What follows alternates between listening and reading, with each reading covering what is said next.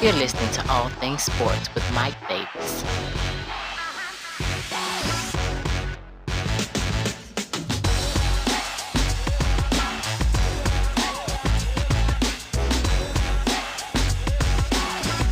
Hey, what is going on, everybody? Welcome to another episode or podcast of All Things Sports. I thank you for including my podcast into your day. If you're listening on Spotify, please follow the podcast.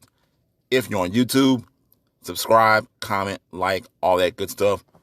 Go to the Facebook page to get in contact with the show for comments or suggestions.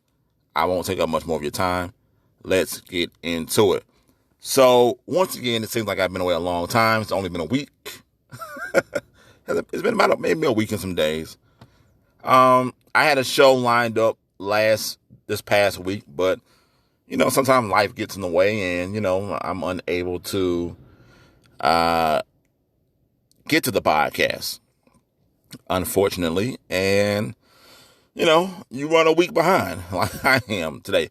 I feel like a real radio host, like a radio DJ, and, he's hosting a radio show and, something comes up and they might move his time slot to a different time slot. And now he's back in this other time slot he was in. But I kind of feel like that. But anyway, though, I'm not going to be commenting on games that really took place today. Because I want to give my thoughts on what happened on games and situations that happened, last week. This week, I will comment on the games that did take place today, later this week. But I'm going a week behind. So bear with me because there was some news I wanted to get into. And starting with the news will be the NBA. So if you've been living under a rock and you haven't heard by now that Stan Van Gundy has agreed to become the New Orleans Pelicans head coach. Now, Van Gundy, who is 61 years old and has a career record of 523 wins to 384 regular season losses. He also has a playoff record of 48-43.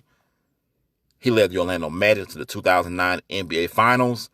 And might I add also, I'll get into that in a moment. Now, Van Gundy is taking over a team that had the number one overall pick last season in Zion Williamson. We all, we know that. And also they have the NBA's most improved player in Brandon Ingram. And this team also has the 2019 lottery pick, Jackson Haynes. So this team I think the Pelicans are loaded.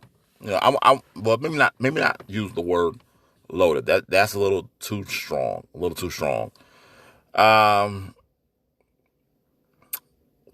is too strong. What is the word I'm looking for? They can compete. They can compete, and not just they also have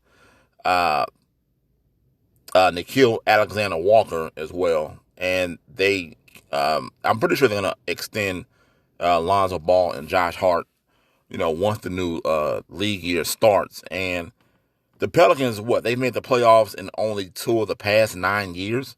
They have only won 1 playoff series. I don't know about you, but my opinion, that's what you're here for, to hear my opinion. I like the move. I like Stan Van Gundy. I think he's better than his brother Jeff. I know Jeff was up for the coaching job in Houston, but I saw they just filled that vacancy. I believe was it Steven Silas, I believe. I could be wrong, but I think it was with Steven Silas. I'll comment on that on another podcast later this week. But I think he is better than his brother Jeff Van Gundy. Jeff, coached in New York, got them to the finals in a strike-shortened NBA season. They lost to the San Antonio Spurs. That was when the Spurs dynasty kicked off, knocking off the New York Knicks in that NBA final. I believe that season was like 50 regular season games. I could be wrong, but I believe that's what it was. But again, I believe that Stan Van Gundy is a better head coach than his brother Jeff. He really didn't do much with TMac down in Houston. I like him as a commentator. I feel that Jeff is a better commentator than Stan, and I feel Stan is a better head coach than Jeff. And also, Stan got a raw deal in Miami. Let's be honest. That was Stan Van Gundy's championship that Pat Riley won. Now, you can take it how you want to take it, or let's be honest. Shaq ran Stan Van Gundy out of Miami. Shaq didn't really respect him. He didn't want to play for him. Shaq ran him out of Miami. Pat Riley took over, and they won the NBA Finals. Remember, Stan was fired, during the season. And not only that, as I mentioned earlier, he took Orlando to the finals.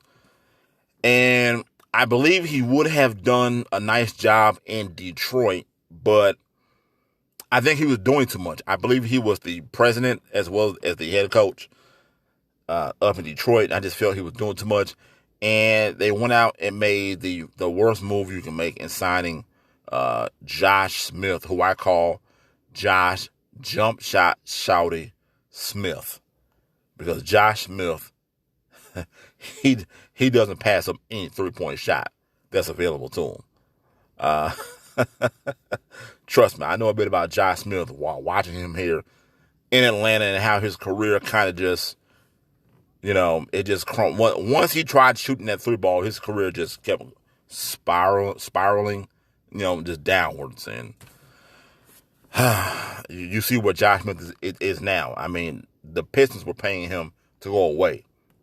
Remember, he just got off the books in Detroit. But I digress. Stan Van Gundy, I like the move. I like the hire. These young guys in New Orleans, they're getting a veteran coach, a veteran presence. And I do think that he is going to coach up that New Orleans Pelicans team. They were already on the cusp of making the playoffs this past season in the bubble. I expect them to actually get into the playoffs this coming season. Now, moving on to some WNBA news. Don't change your channels, please. I saw something that kind of, I don't know who this player was or if it was a player, but there was a segment on television where Tracy McGrady was giving his reasons giving solutions to make the WNBA a better game. And he said that, what about lowering the goals so that women can dunk? And I think he also, and I could be wrong, either he mentioned it or I heard it from somewhere else. Someone mentioned the three-point line, moving the three-point line, I think further back or something like that. But whatever woman he was arguing with was not hearing. She was like, no. And before TMac could even really finish, she just jumped in and was like, no, that's a no-go. Look, here's the thing. Here's my opinion. I understand women want to be treated as equally as men, but what women have to understand is we weren't created equally. Men and women were not created equal. Okay, so there are certain things in life that we can do better than a woman can. There are certain things in life that women can do better than a man can. It is what it is. Now, when it comes to strength and, the whole testosterone and, and all that, women, you got to understand, you're just not going to compete with us on that level. Think about it. I saw something where there was a man who I identified as transgender, okay? And he identified as transgender to run in some type of woman's athletic sport or something. I believe it was a track and field. I could be wrong. I'm going to look the story up. But I thought it was funny.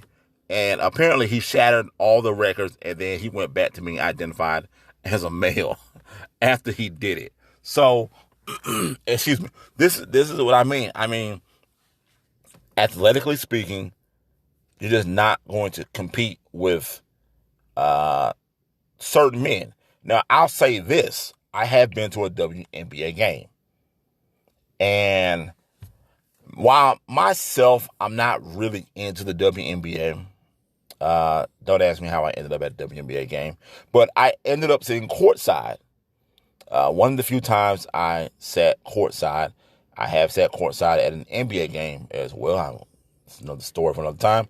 But I was sitting courtside, me and my homeboy, and the women were playing very physical. That's the one thing about sports where the game doesn't play the same as it does live versus TV. I don't know how to explain it and why it looks that way. But when you're watching it in person, especially when you're up close, the game, it is a fast-moving game. And the women were physical. They were physical. And I will say this.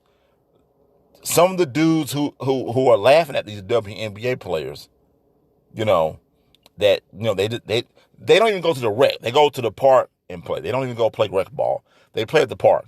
Chances are you're not going to beat a WNBA player. You're just not. You got to think about it. Those women, they're in shape. They're running up and down the court every night. Because remember, they're playing overseas as well. And not just playing only in the WNBA. So they're playing year-round because that's how they make their money.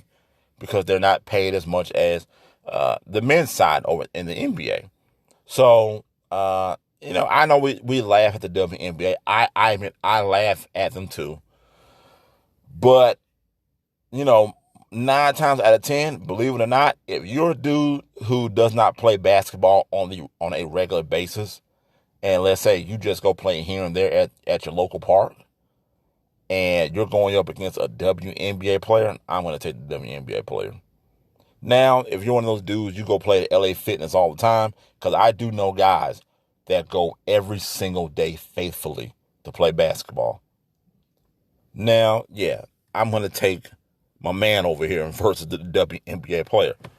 But I had no problems with TMac's comments.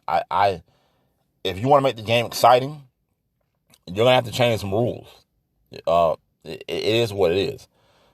So, lowering the goal, it might bring something. It might, if you have your certain women that can get up and dunk, I'm not mad at it. I would love to see it. And I before I move on, I just wanted to touch on the pay thing like I did a second ago. What the women have to understand is your game is not really a draw. Basically, the NBA is what is keeping the WNBA alive because they're funded by the NBA. So it's not like the WNBA has these big TV package deals with big numbers such as the NBA. Because remember, the TV deals is what pays the players, not the people coming in the arena like some people think.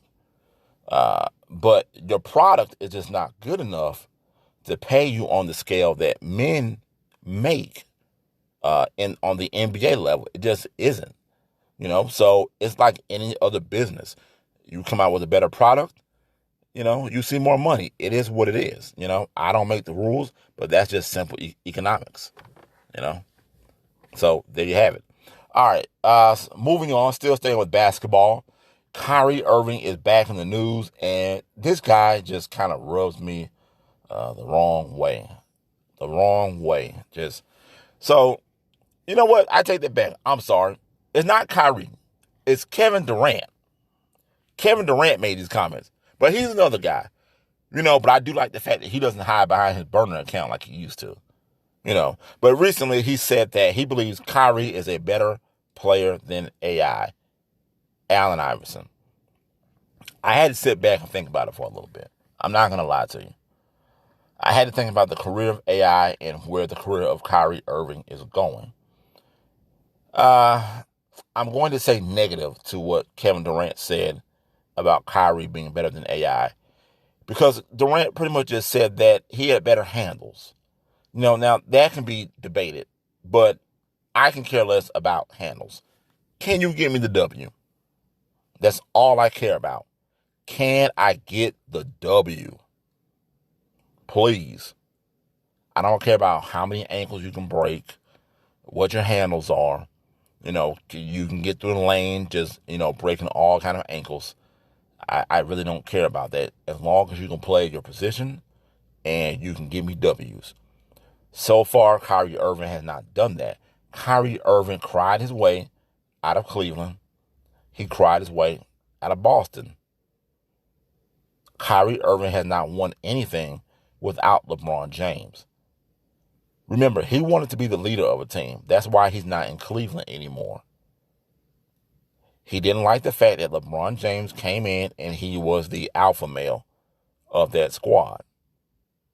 Allen Iverson took a talentless team, the Philadelphia 76ers, on his back to the NBA Finals. Now, they lost to the more dominant LA Lakers, and no one thought Philly was going to win the finals. And I'll be honest with you, I remember that year.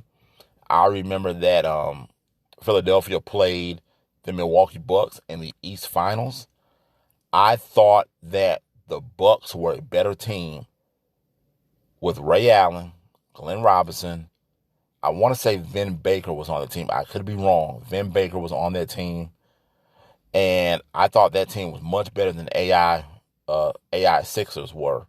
But AI, I believe in 7 games, got them past the Milwaukee Bucks. George Karl, I believe, was coaching that team. Cassell was a point guard on that team as well. Was Gary Payton on that team? Did Gary Payton play for the Bucks? I could be wrong. I don't know if Gary Payton played for the Bucks. I could be wrong. I know Cassell was on the team. Ray Allen was on that team. Glenn Robinson was on that team. I want to say Irvin Johnson, not Magic Irvin Johnson, but the center Irvin Johnson was on that team. But I do remember, I believe that Milwaukee Bucks team was better than AI's Sixers. And that was a man who willed his team to victory. I'm taking AI all day, every day. Excuse me. AI never cried his way out of a situation. He didn't cry his way out of a team. The man went out, played his heart out for the Sixers, gave it everything he got. Kyrie Irving just is not on that level at right now. I'm sorry. And really, Irving is in a situation where he's not even going to be the alpha male. It's going to be Kevin Durant. That Nets team, that ball is going through KD. KD is option 1.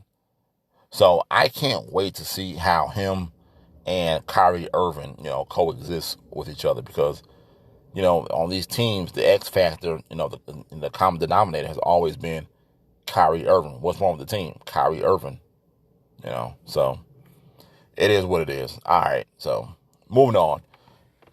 A little NFL football. Again, unless you've been on a rock, you already know this. Odell Beckham for the Browns. He is out for the remainder of the season with a torn ACL. He really wasn't doing much this year. In 7 games, he only had 23 catches, 319 yards, 3 touchdowns. Now, not counting today's game. I'm not counting today's game. The Bengals were 5-2 with Odell. But they beaten trash teams. They beat the Bengals twice. They beat the no-name team in Washington, and they beat Dallas and the Colts. But up until that point, they've been outscored in total points this season. They've been outscored in points. So I don't think they're going to miss Odell all that much. He wasn't really putting up numbers. I think Cleveland, believe it or not, they're going to finish 9-7 this year. But I don't see them missing Odell Beckham Jr. that much. Hopefully, Odell has a speedy recovery from a torn ACL. He is done for the season. Other news, the Cowboys. Cowboys are always in the news, right? All right, so John Bostic of the no-name Washington team, whatever you want to call them, apparently he's not going to be suspended for the hit he put on Andy Dalton as they deemed it legal. He became a runner when he took off the way he did. And if I remember, it wasn't really like helmet to helmet, But Mike McCarthy was upset because Andy Dalton's teammates didn't come to his defense. And I agree with Andy Dalton. Sometimes you just got to get into a fight. It is what it is. I tell, my kids now, don't let anybody bully you. No. And this is essentially what happened. Bostic put the wood on him, and even if it was illegal, it looked like a dirty hit at the time. It did. I'll admit that. When I saw it, it looked dirty. But none of his teammates came to his defense. They just stood around and just looked like, okay. So Mike McCarthy was upset about that, and he called his team out. And I have no problem with it. I actually agree with him. I remember the same thing happened with the Falcons, Matt Ryan, against the Saints in 2014 when Carlos Dunlap hit Matt Ryan late when Ryan was going down. And Arthur Blank, the owner, he was more upset than the team was.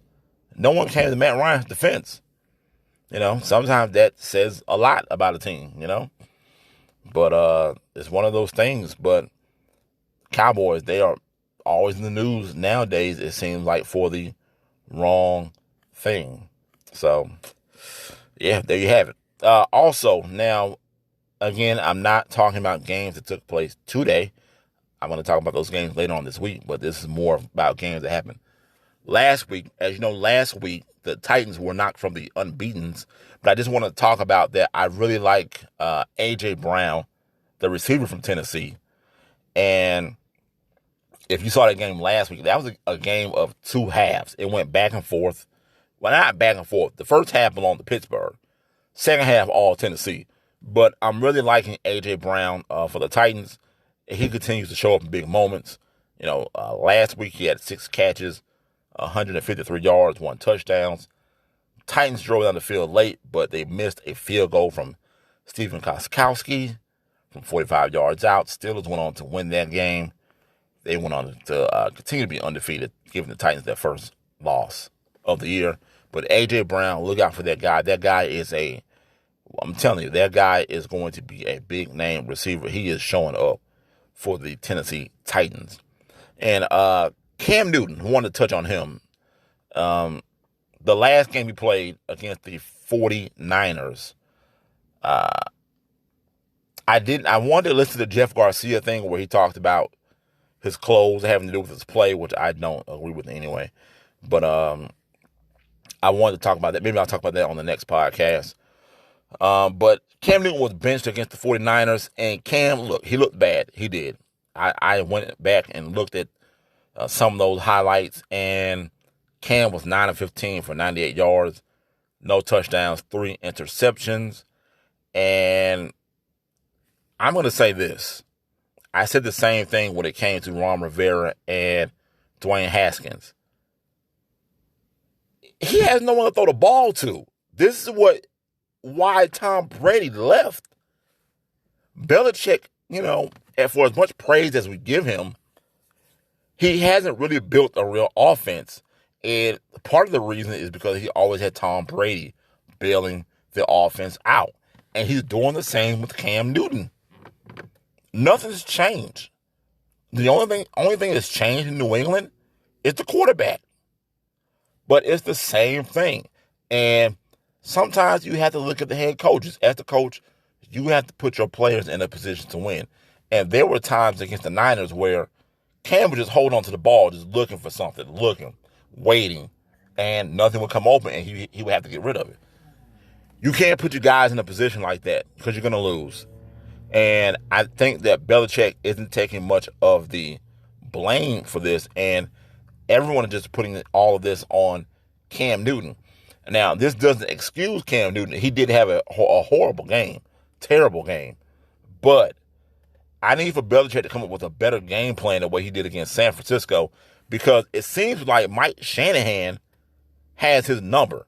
Now, Shanahan's offense, when he was a coordinator in Atlanta, was giving Belichick, we already know, all kinds of fits in the Super Bowl against the Patriots.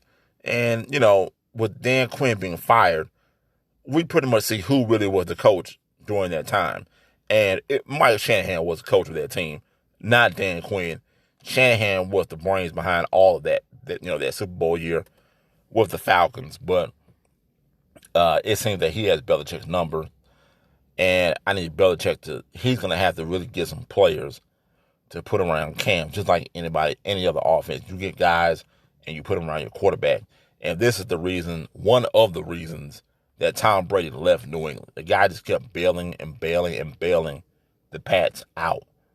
And it seems nothing has changed.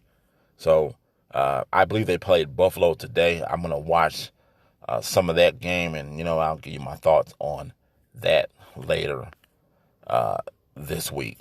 Also, last week, the Cardinals, they beat the Seahawks in OT. My opinion, that was the game of the week. We all saw the highlight where Budda Baker was chased down by DJ Metcalf, preventing a pick six in the second quarter. What I thought was crazy, though, was that the Cardinals ended up going for it on 4th and goal after they got that pick and they failed to convert. So they don't get any points off the turnover. But what I wanted to mention was Kyle Murray. I couldn't give a real assessment of Kyle Murray after he played against that horrible team known as the Dallas Cowboys the previous week. Kyle Murray looked good again. I mean, for a guy that is his size, he stood in the pocket and he delivered great passes. He threw for 360 yards, 3 touchdowns, 1 interception, had a QBR of 104. And it's something about the Seahawks, people. The Seahawks, they just don't scare me. But before I get into that, like I said, Kyle Murray, I think Kyle Murray is going to be the real deal, look good. There's not much I can say about him. I mean, the guy, as poised as he is in the pocket, he's very poised. Very poised. I'm very impressed with Kyle Murray. I wasn't sure what to expect because, like I said, I saw him play against Dallas.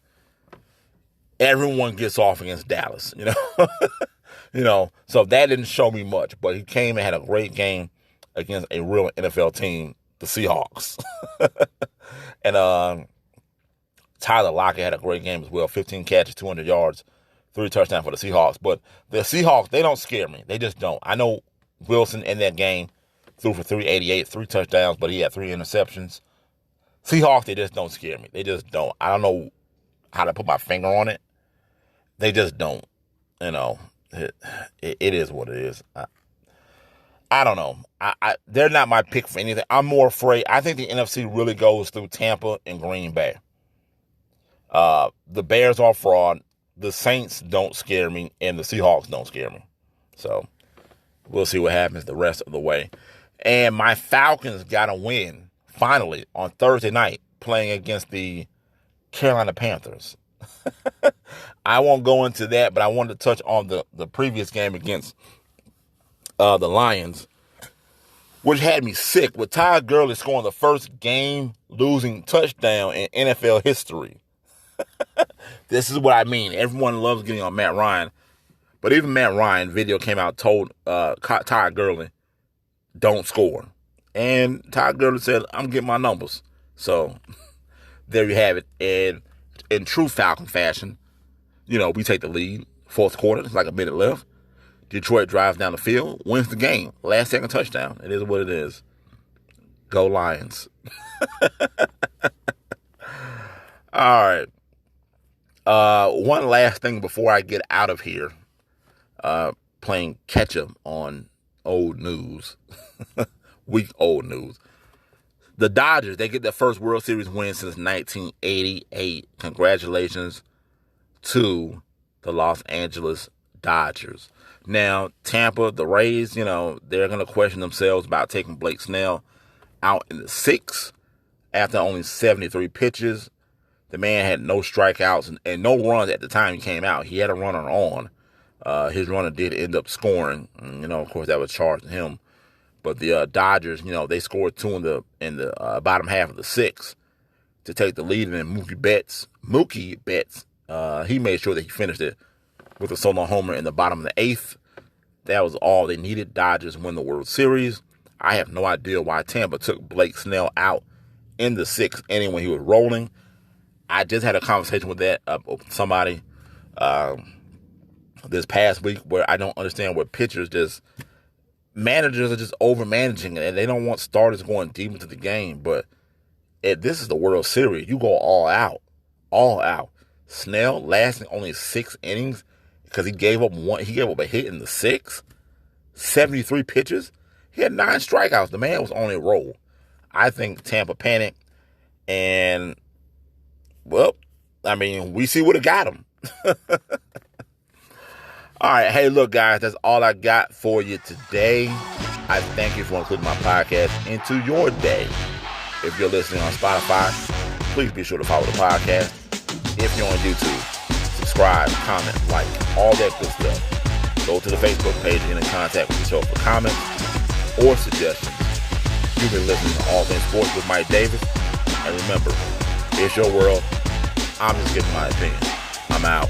Peace.